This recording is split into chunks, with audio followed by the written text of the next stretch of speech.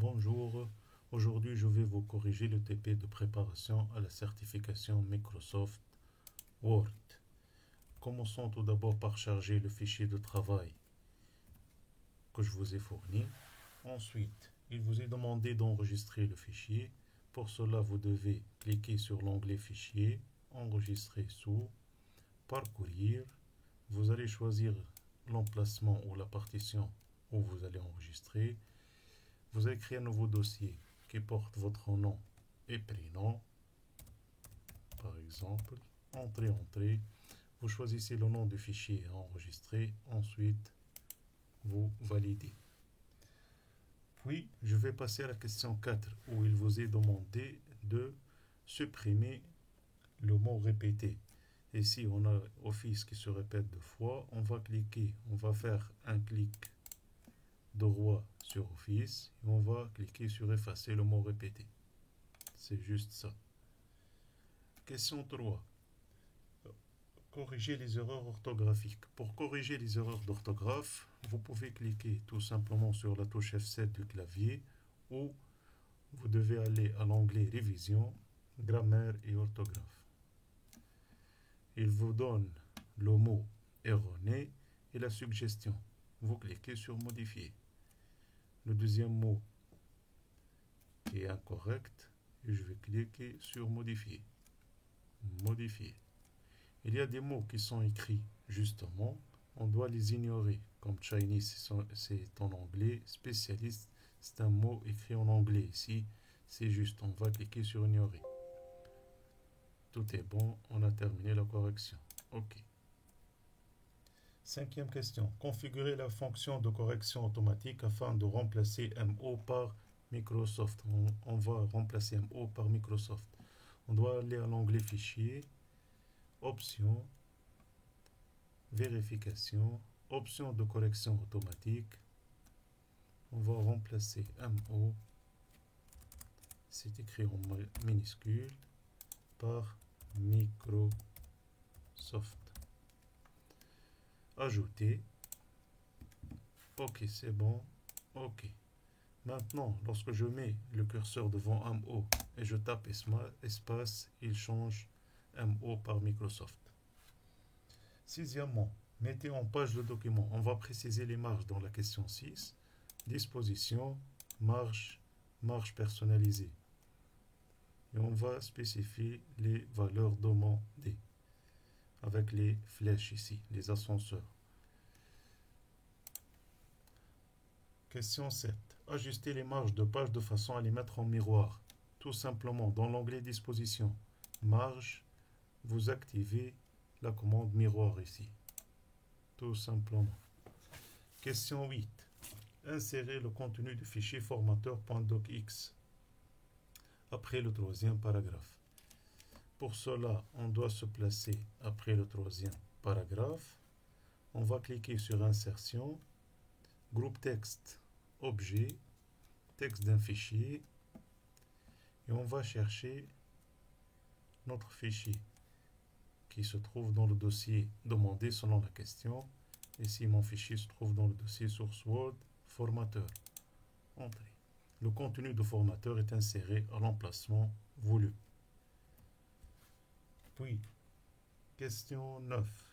Copier le titre du document et coller-le sans sa mise en forme comme note de bas de page pour le terme MOS. Ici, le terme MOS, je vais mettre une note de bas de page pour ce terme. Je mets le curseur devant. Ensuite, référence. Insérer une note de bas de page. C'est le premier terme à expliquer. L'explication, c'est le titre. Alors, je sélectionne le titre. Je vais faire de la mise en forme pour ce titre. Il vous est demandé de copier ce titre et le mettre dans la note de bas de page. Pour effacer sa mise en forme, on doit faire un collage de type conserver uniquement le texte pour supprimer la mise en forme. Question 10. À gauche du grand titre, insérez un saut de page de type habillage du texte. Je mets le curseur ici. Disposition, saut de page, habillage du texte, tout simplement. Question 11. Effectuez les mises en forme suivantes. pour le titre, je sélectionne le titre.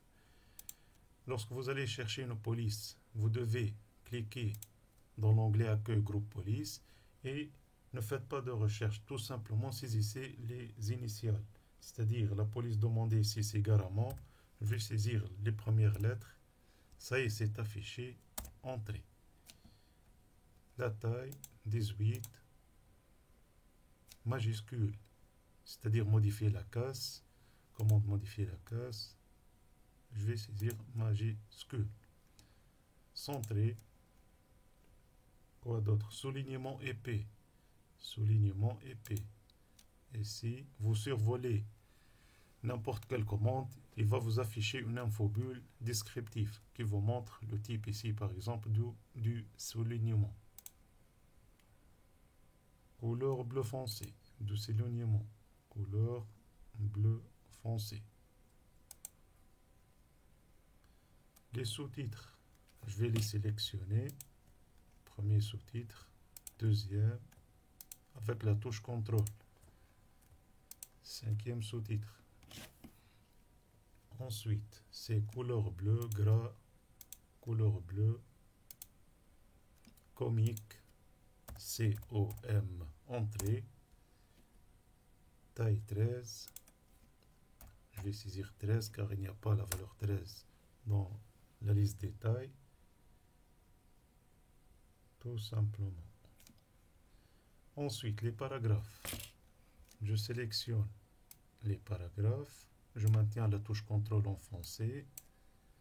Troisième paragraphe. Quatrième. Ensuite, il vous a demandé de mettre une police Times New Roman, TI entrée, taille 12. Quoi d'autre? Alignement justifié pour uniformiser pour que les fins des phrases soient uniformes. Je vais cliquer sur justifier. Ensuite, interligne 1,5. Puis, je vais accéder au groupe paragraphe dans le lanceur de boîte de dialogue ici.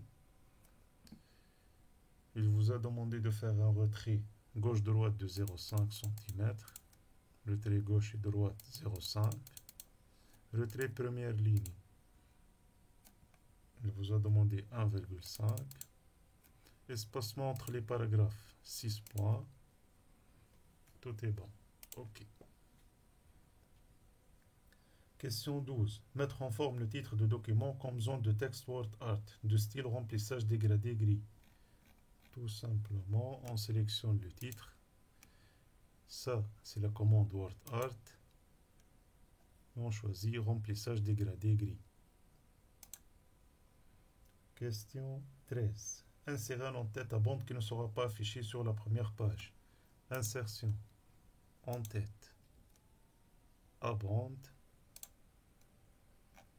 Il vous a demandé que l'en-tête ne doit pas être affiché sur la première page. Il suffit de cliquer sur première page différente. Tout simplement. Double-clic pour sortir de l'en-tête. Question 14. Supprimer la mise en forme appliquée au grand titre. Je sélectionne le grand titre. Je peux cliquer soit sur le style normal ou une autre commande qui est effacer la mise en forme. Dans l'onglet accueil, groupe style. Effacer la mise en forme. Question 15. Appliquer le style en phase intense pour les puces. Je sélectionne les listes des applications Microsoft, style en phase intense. Dans l'onglet accueil, groupe style, en phase intense.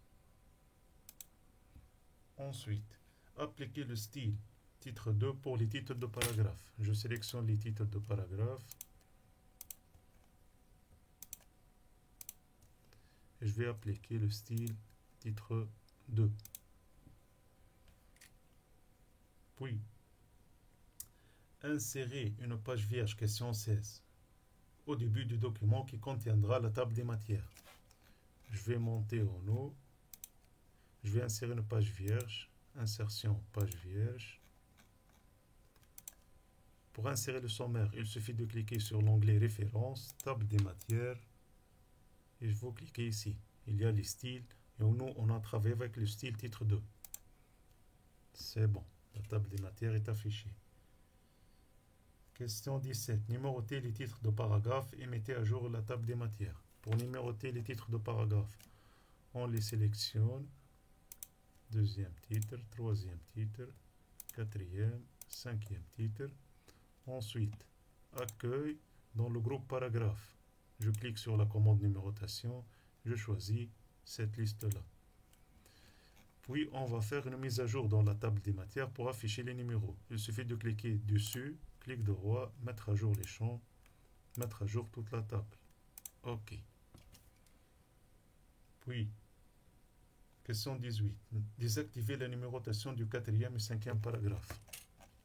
Je vais aller au quatrième et cinquième paragraphe. Je clique sur la numérotation. Désolé. Quatrième et cinquième paragraphe. Ensuite, dans la commande numérotation, je clique sur aucune. Question 19. Poursuivez la séquence de numérotation existante. Maintenant, si je veux réafficher et continuer la liste de numérotation, je clique sur les deux titres. Je choisis le type de numérotation comme les anciens numéros.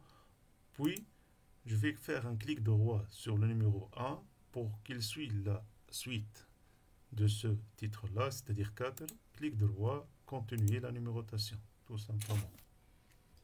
Puis, question 20. Reconfigurer la séquence de numérotation à partir de 700. Si je veux que ce quatrième titre 700, la liste devient à partir de 700, je clique dessus, définir la valeur de numérotation. Je choisis 700. OK, ça devient 700, 701, une nouvelle séquence de numérotation, et non pas la suite de l'autre séquence. Appliquer une puce personnalisée, question 22. Créée à partir de l'image verif.jpg. Je vais cliquer sur la liste des applications. Ensuite, onglet Accueil, groupe paragraphe. Je vais choisir Définir une puce. Image. Je vais chercher à partir d'un fichier. Je choisis l'image demandée. OK. Oh, c'est pas bien affiché. OK, c'est réglé. Maintenant, question 23.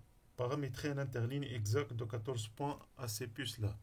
Je vais aller à l'onglet Accueil, groupe paragraphe, interligne exactement de 14 points. OK. Enregistrer. Question 24. Insérer l'image Microsoft après le troisième paragraphe. Je me place après le troisième paragraphe. Insertion, onglet Insertion, image. J'insère l'image de Microsoft, double-clic. Il vous a demandé de spécifier l'auteur et la largeur de cette image. Vous devez aller à l'onglet Format, Groupe Taille.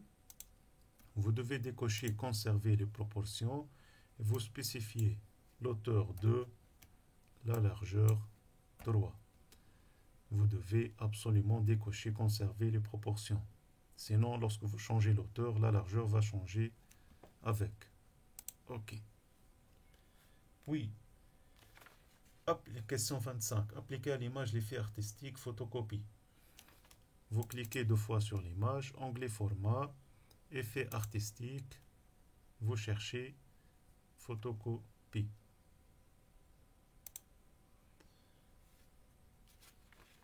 Question 26. Configurer le texte du troisième paragraphe de manière à ce qu'il glisse à gauche de la photo de Microsoft. Pour placer l'image à droite ici et le texte à gauche de l'image, je clique dessus, puis onglet Format, Habillage, Rapprocher. Et je glisse l'image à droite pour que le texte soit à gauche d'elle. Remplacer toutes les instances, question 27, du mot Office par Word. Onglet Accueil, Remplacer ou CTRL-H. Je vais rechercher le mot Office. Je vais le remplacer par le mot Word. Remplacer toutes les occurrences, toutes les instances. Oui, OK. Nous avons effectué 6 remplacements. Fermé. Puis, 28. Ajouter après le tableau un diagramme de processus simple en chevrons. Je vais me placer à la fin du document. Ensuite, insertion Smart Art, processus. Vous cherchez simple en chevron. OK. Vous saisissez votre texte. Word spécialiste.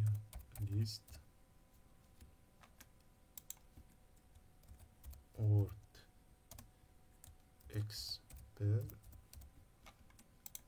et Word master. C'est bon. Ensuite, question 29. Attribuer au diagramme la plage de couleur vive 2 à 3 et le style effet moyen. Je clique sur le diagramme. Même chose que l'image, on aura un nouvel onglet. Ici, dans l'onglet création, on va modifier les couleurs. Couleur vive 2 à 3. Vous survolez les commandes pour afficher une infobulle qui vous décrit le rôle de chaque commande. Ensuite, style effet moyen. Regardez style ici. Style effet moyen. C'est réglé. Puis, question 30. Modifier la disposition du diagramme en processus vertical. On va aller à disposition. On va défiler la liste et on va choisir processus vertical. Question 31. Réorganiser le diagramme afin de faire apparaître le texte Word Master au-dessus de Word Expert. Il vous suffit de cliquer sur Word Master. On va faire monter Word Master au-dessus de Word Expert. Monter, tout simplement. Ça, c'est réglé. Ajouter le texte Microsoft aux propriétés d'état du document. On va aller à l'onglet Fichier. Il vous a demandé d'ajouter le texte Microsoft aux propriétés d'état. On cherche ici état. Alors on doit cliquer sur afficher toutes les propriétés. État, c'est bon. On va mettre Microsoft. C'est bon. C'est réglé. Appliquer le jeu de style informel au document. On retourne ici. On va appliquer le jeu de style informel à notre document. Onglet création. Vous devez chercher, vous survoler ici les types de style jusqu'à ce que vous trouverez informel. Normalement, c'est... Vous devez chercher le style et voilà. Le style informel. C'est bon. Ça, c'est la première partie du corrigé.